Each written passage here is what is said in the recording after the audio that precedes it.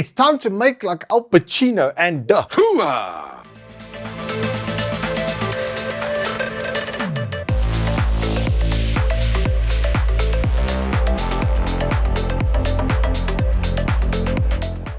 Good afternoon, welcome to Turbo Tortoise Tech. If you're new here, I'm Reese of the 4-piece variety Walker Triple XL. And let's just start with the elephant in the room. It's not AJ Hua, it's Dahua. It's actually a D, and then the A's and the D, and then it's Dahua, if you were wondering.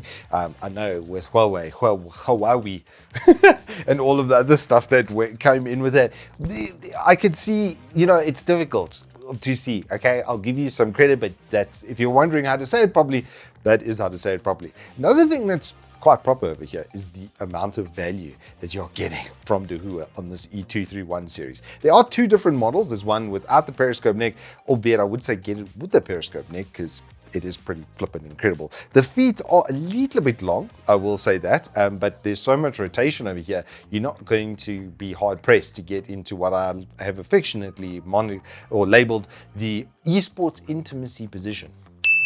But before we get too ahead of ourselves, let's go through what's in the box. So you will be given a DisplayPort cable, so if you don't have one, don't stress with that. You are given mounts as well. You are going to need space to use these spaces if you're intending to use this on a periscope neck, in which case probably get the one without the periscope neck. If you're going to use like a mount, a gas cylinder arm, anything to that effect, rather actually get the other one. You wouldn't want to get the one with the thing. I mean, I think that's pretty obvious. You get obviously a manual, then you get the stand, which comes in two pieces. The neck and the piece that clips into the back is one piece, and then the feet over here. It does have a nice little channeling hole at the very bottom of the stand so that you can get your cables through quite nicely. It is a little bit narrow on the other end over here. Just be careful that if you've got very thick cables, the included one is actually quite malleable, and I think it was made with that being the intention. Then just above that, you've got that big clip-in point. This big disc then has like a double mount sort of system. So it's got hooks on the top and then a clip at the bottom with a little button over there if you do need to release it to pack it back in its box. Pretty easy and straightforward. The back of the monitor has this big red strip going through the middle of it. That's to show that it's actually connected as well. The only time that the LED comes on is when it is connected and giving picture. So if that LED is off, you got a problem. The power supply is the one weird thing for me. They went with just a 2-prong adapter, which is just then connected directly into the monitor. So instead of having like an adapter with a cable out of it, it just is one 2-prong adapter that then plugs in, which can be a little bit annoying. So maybe make sure you've got an appropriate adapter to the good old South African 3-pin plug if you are going to use it like that. I would assume in other territories they're probably going to do the same thing. So maybe shop for an adapter to go along with it. The port setup on this is pretty good. Next to the DC is the DisplayPort connection. Then you've got your dual HDMI, and then you've got your 3.5mm jack. So it's got a pass-through system as well. So if you have like an external sound device, headset, speakers, anything to that effect, you'll be able to connect to it.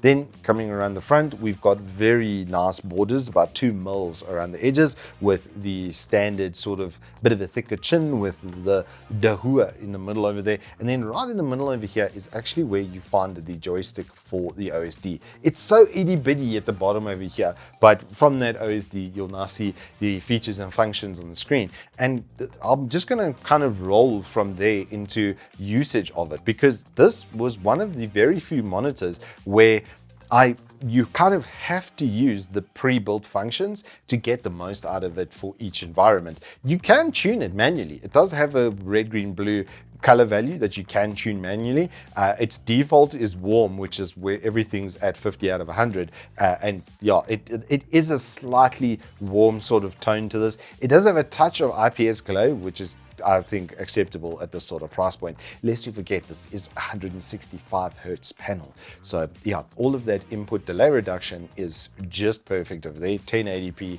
So it's just a standard full HD. In gaming experience, it was actually a pretty good time, I have to say. I even did a little bit of editing off of this.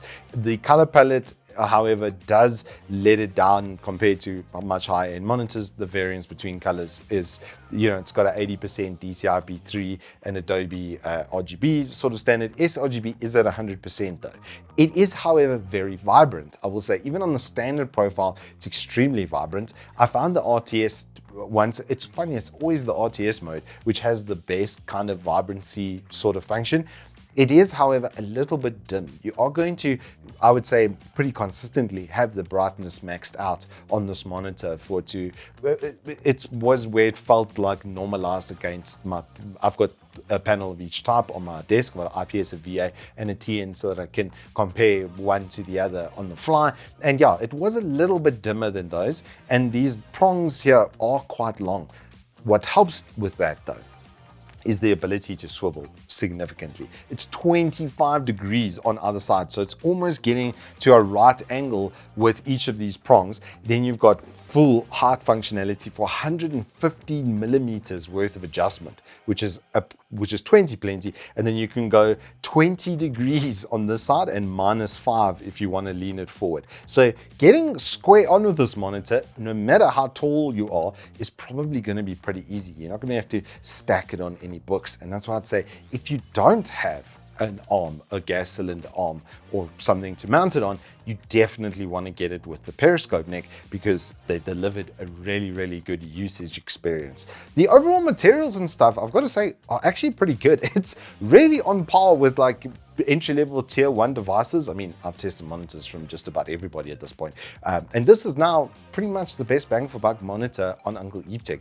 These are $2,899 with a 3-year warranty. So where we normally get absolutely obliterated by tax, especially on monitors, there's a casual 30%. I think it's actually, I think even more than that for any monitor 24 inches and up, because the government considers them to be TVs. And so they add that tax because people stop buying TVs, so they don't have to pay rubbish things like TV license, which is just, our country is very, very stupid with tax, and they're trying to increase it even further. So it kind of is what it is. But what's not going to be increased here is your lack of value. This is really good bang for buck.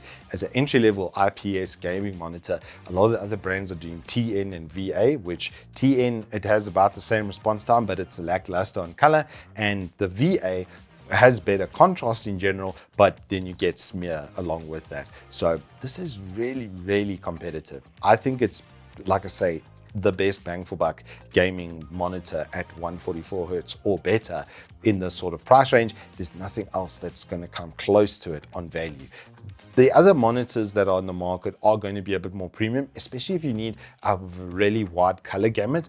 I wouldn't say that this gets a check mark for design and gaming. It's just a really, really nice gaming experience that you can do some light designing on. Just check the ratings, because they have listed them quite well on the Uncle Evetech store. And then if it fits into your use case scenario, you'll obviously benefit from that. But in general, it's pretty flippin' incredible bang for buck. Anywho, that's all I have for you on the Dahua E231. If you have enjoyed this review, please hit us up with a like and subscribe, and I will see you on the flip side.